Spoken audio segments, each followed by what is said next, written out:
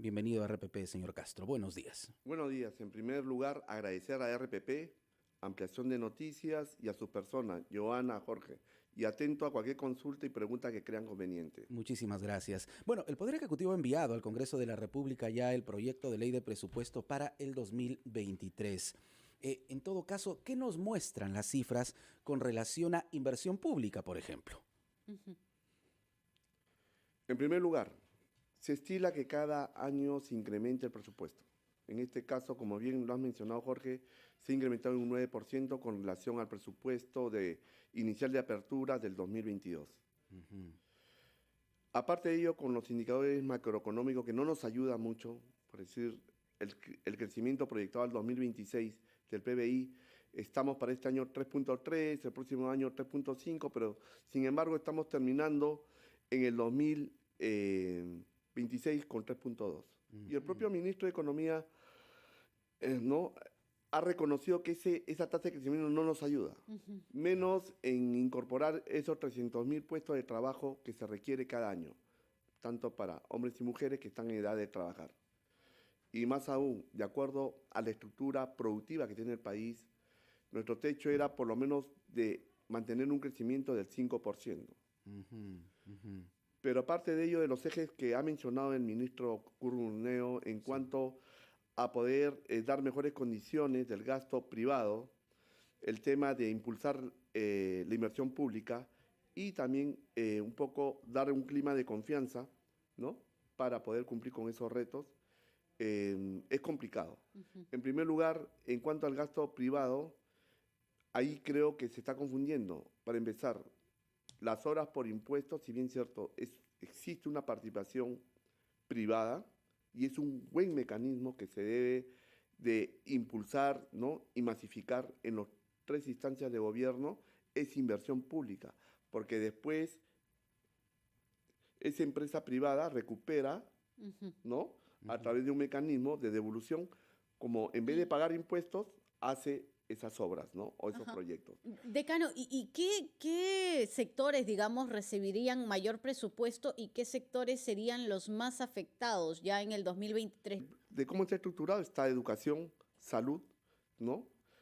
También está el tema del sector transporte, ¿no? Tenemos el sector agropecuario, pero más allá digamos, de las cifras asignadas, en buena hora que se asigne en educación y salud, porque existe una gran brecha a nivel nacional. Sí, claro, claro. El COVID nos desnudó en esos 2 sectores. Exactamente.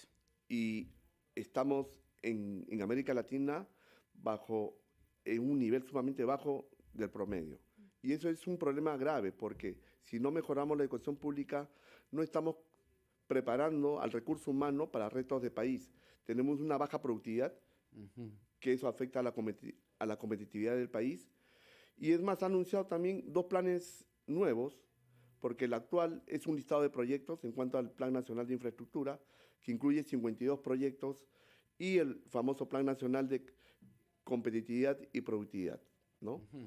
En buena hora que se dé, pero que estos planes tengan un enfoque con retos de desarrollo, con objetivos bien claros, y en qué plazo lo vamos a alcanzar. Es lo que todos esperamos, Así ¿no? es. Se vienen las elecciones locales y regionales. ¿Qué va a pasar con las municipalidades, por ejemplo, en cuanto a presupuesto? ¿Qué está destinando el Ejecutivo para ellas?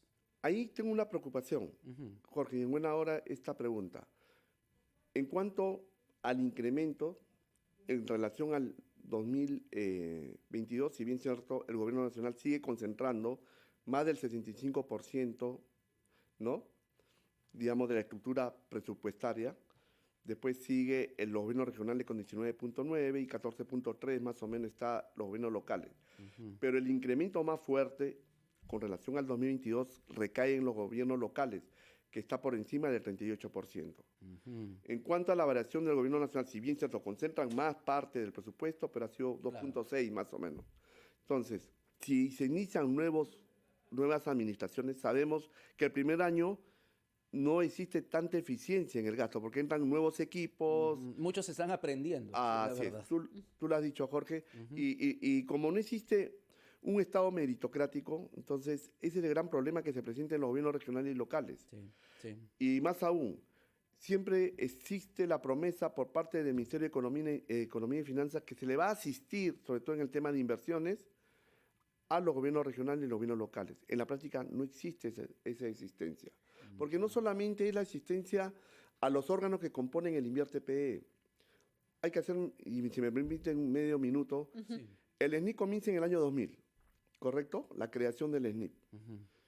Estuvo vigente 16 años, porque el 2016 se crea a finales de año, ¿no? El InvierTPE, que es lo que conocemos con esa denominación, pero en realidad tiene un nombre mucho más largo, es que a partir de la implementación que se inicia en el 2002, existen debilidades en el sistema. Uno, que no está vinculado a un proceso de planeamiento, menos con enfoque territorial para cerrar brechas en distintos servicios públicos y más aún con infraestructura para la competitividad. Tenemos grandes potencialidades territoriales, pero no las aprovechamos. En segundo lugar, sabemos que existen otros sistemas administrativos que van con la inversión pública, como el sistema de contrataciones, sobre todo en la fase de ejecución. Nos preguntamos, ¿tenemos un sistema de contrataciones especializado en proyectos? No lo tenemos. No lo tenemos, claro. De acuerdo a los informes de Contraloría, ¿qué nos dicen los informes de Contraloría? Que cada año aumenta más el volumen, ¿no?, de inversión, ¿no?, en cuanto a montos de inversión en soles desperdiciados, en obras no concluidas, paralizadas y que incluso recomiendan en algunos casos reconstruir o hacer un nuevo proyecto. El año pasado fue de 22.000 millones, el último informe que han emitido la Contraloría es de 29 millones, pero no damos la solución en las reformas que necesita el propio Estado. Decano, muy breve, siempre se habla de estabilidad, se menciona constantemente. ¿Este presupuesto asignado para el próximo año le podría dar al país y por lo tanto también a los ciudadanos la estabilidad que tanto se busca, tanto se anuncia o no? En primer lugar, es que se cumpla, ¿no?, a través de una estrategia de reactivación económica. Lo ha anunciado, pero ese plan de reactivación económica lo están diciendo desde el inicio del actual gobierno y no lo sabemos cuál es ese plan. Hay muchos sectores que se Así continúan es. quejando, ¿no? Así Se sienten es. abandonados. Y es la más, verdad. Jorge, este plan de reactivación, cuando se habla de un plan de reactivación, ¿no?, fundamental es la alianza estratégica con el sector privado. Si no se tiene claro, no vamos a avanzar. En segundo lugar, un mejor Estado, mucho más eficiente y que sirva mejor al ciudadano. Nos preguntamos, en los últimos 25 años, ¿este Estado ha sido eficiente? Más allá de la asignación presupuestaria que se le asigna al gobierno nacional, al gobierno regional, al gobierno local, más allá de las cifras mostradas en la presentación por el ministro de Economía y Finanzas ante el Congreso, no existe esa capacidad de gestión. Creo que un reto hubiera sido que anuncie el ministro de Economía y Finanzas qué medidas va a conllevar para el 2023 de aumentar, ¿no?, la calidad del gasto, porque nadie lo mide. En el país nadie mide la calidad del gasto, solamente nos preocupamos la eficacia, es decir, la ejecución presupuestaria.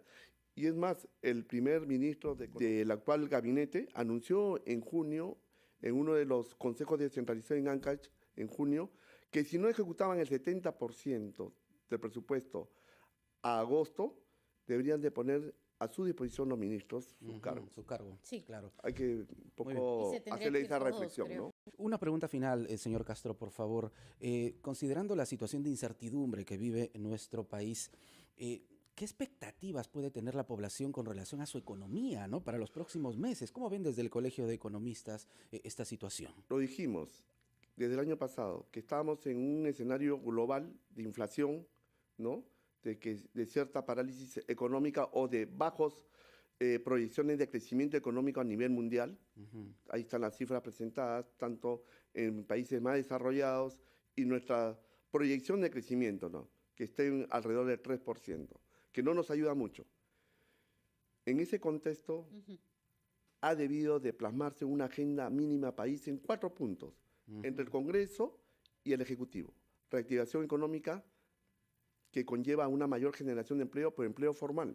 Nuestra estructura productiva y del mercado de empleabilidad sobrepasa las tasas del 70-80% y en algunos departamentos lo mencionó, ¿no?, en el tema de Cajamarca, más del 90% de informalidad. La informalidad, claro, es el gran problema que tiene la ¿Y economía. qué significa? De nuestro país. Que existe gran número de peruanos que no van a tener un mínimo de bienestar, Claro. no van a tener un régimen previsional y estamos acumulando generaciones, ¿no? Sobre todo pensando en esas nuevas generaciones de hombres y mujeres, de tener posibilidades de éxito y de realización en nuestros territorios. Complejo el panorama. Muchas gracias, decano Carlos Castro, decano del Colegio de Economistas, por estar con nosotros en Ampliación